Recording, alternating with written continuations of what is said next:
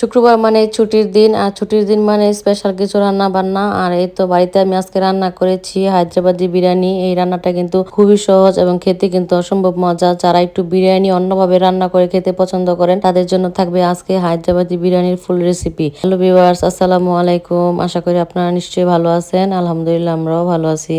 এই বিরিয়ানিটা যে এত মজা হবে আসলে না খেলে বোঝা যায় না। আর এই বিরিয়ানিটা আজকে আমি বাসায় খুব সহজে রান্না করেছি। আর এখানে বাসমতি চাল ব্যবহার করেছি। প্রথমে একটা বাসমতি চালের এখানে প্রায় 700 গ্রামের মতো নিয়েছি। আর চালটা ভালো করে কষলে ধুয়ে নিব। ধুয়ে 3-4 বার ভালো করে ধুয়ে পানি পাল্টিয়ে নিয়েছি। আর এখন পানি দিয়ে ভালো করে ভিজিয়ে রাখতে হবে প্রায় 30 থেকে 40 মিনিটের মতন। চালটা ভালো করে ভিজিয়ে রাখলে চালটা একটু লম্বা হয়, দেখতে খুব সুন্দর লাগে। ভাতটা রাইসটা একদম লম্বা লম্বা হয়। এখানে হাঁড়িতে আমি পরিমাণ মতো পানি দিয়েছি। আর পানির মধ্যে দিয়ে দিচ্ছি এলাচি, দারচিনি এবং কিছু পুদিনা পাতা। এখন ঢাকনা দিয়ে ঢেকে দিয়েছি। বলক চলে এসেছে। এখানে পরিমাণ মতো লবণ দিয়ে দেবো। আর ধুয়ে রাখা চালটা এখন ছাঁকনিতে ছেঁকে এর মধ্যে দিয়ে দিচ্ছি। আর এই চালটা যখন প্রায় 80% হয়ে আসবে তখন এটা থেকে নামিয়ে নেব।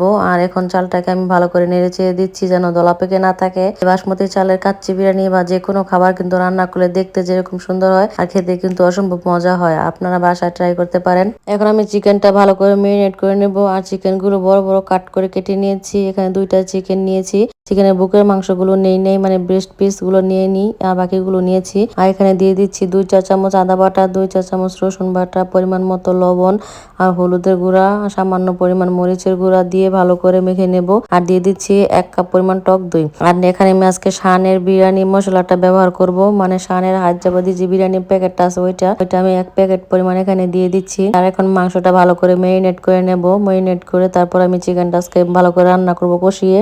আর এখানে দিতে হবে পেঁয়াজ বেরেস্তা। আর পেঁয়াজ বেরেস্তার কিছু তেল আমি এখানে দিয়ে তারপরে ভালো করে মেখে নেব।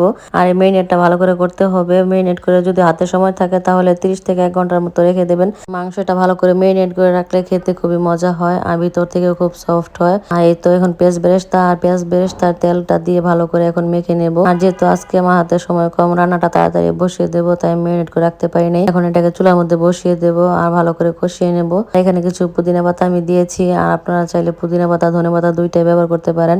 আমার হাতের কাছে ছিল না তাই আমি ধনে পাতাটা দিতে পারিনি, শুধু পুদিনা পাতাই দিয়েছি। ভালো করে মশলাটা কষিয়ে নিতে হবে মাংসর সাথে যেন একদম তেলটা বেশি ওঠে, পানিটা একদম পুরোপুরি শুকিয়ে যায়। তখন ফিরে আসছি।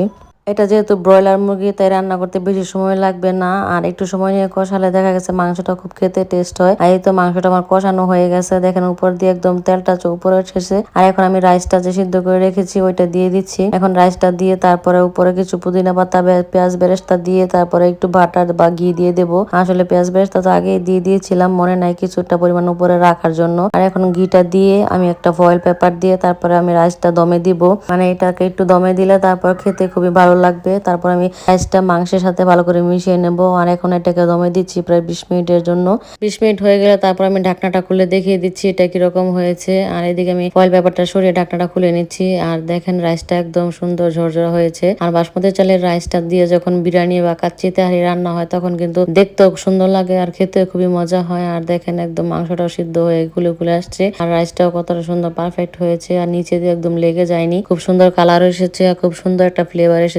যারা পুদিনা পাতা ফ্লেভার পছন্দ করেন বা ধনে পাতা, তারা কিন্তু এটা অবশ্যই ট্রাই করবেন। আর এই বিরিয়ানিটা যেহেতু কম তেল মশলা ব্যবহার করা হয় তাই খেতে কিন্তু অসম্ভব মজা হয়। এখন আমি একটু প্লেটের মধ্যে নিয়ে নিচ্ছি খাওয়ার জন্য। দেখেন রাইসটা একদম ঝরঝরা হয়েছে আর চিকেনটা কতটা পারফেক্ট হয়েছে।